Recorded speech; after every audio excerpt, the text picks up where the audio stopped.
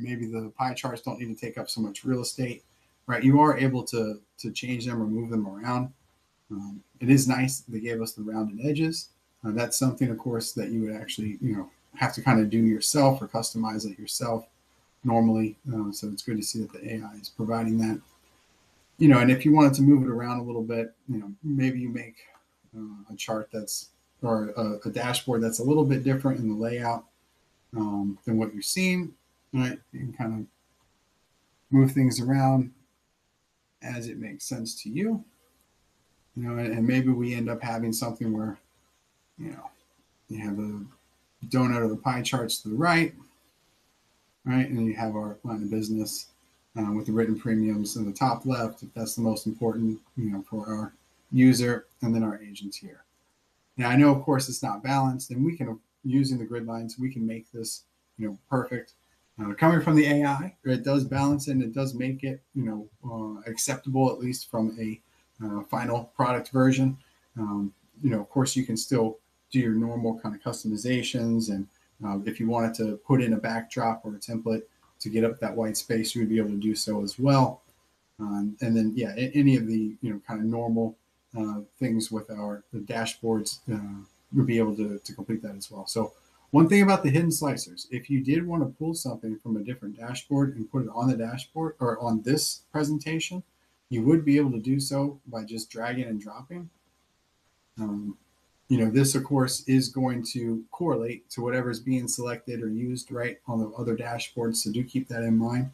But if you did want to, add in essentially, right, a filter, you would be able to do so from here.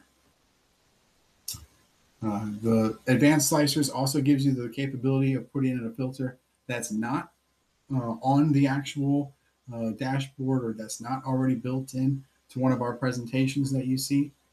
Coming in here to our advanced slicer, right, typically what I would do is go to our recent and then find, right, the model that we're using. Of course, it's the demo. So click on that. And then here's where you would grab, right, the specific element that you want to slice on, or the item, right, that we would be looking at.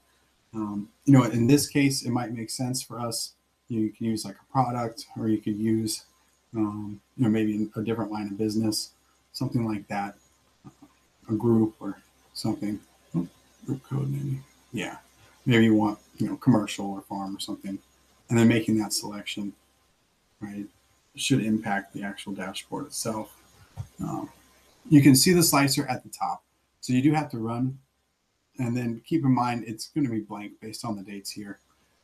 But that's how you would kind of add in a slicer to a filter, to a dashboard that's already in flight or in effect. So right now, I'm just going to kind of hold these to the side. And I think there's another hidden slicer that we need to remove as well. So give me just a second. Now, the way that you can, of course, hide these is either uncheck them, or you can put them on the actual report as we were seeing. For now, I'm just going to uncheck them, and then we'll get back into this. Check that. Okay, and then this should be just our farm, group policies alone. Now, the elements that you select within the slicer are going to be what shows. So we only selected farm, so that's why you're only seeing farm here. If I had done, all three, then that's when you would see all three appear as an option.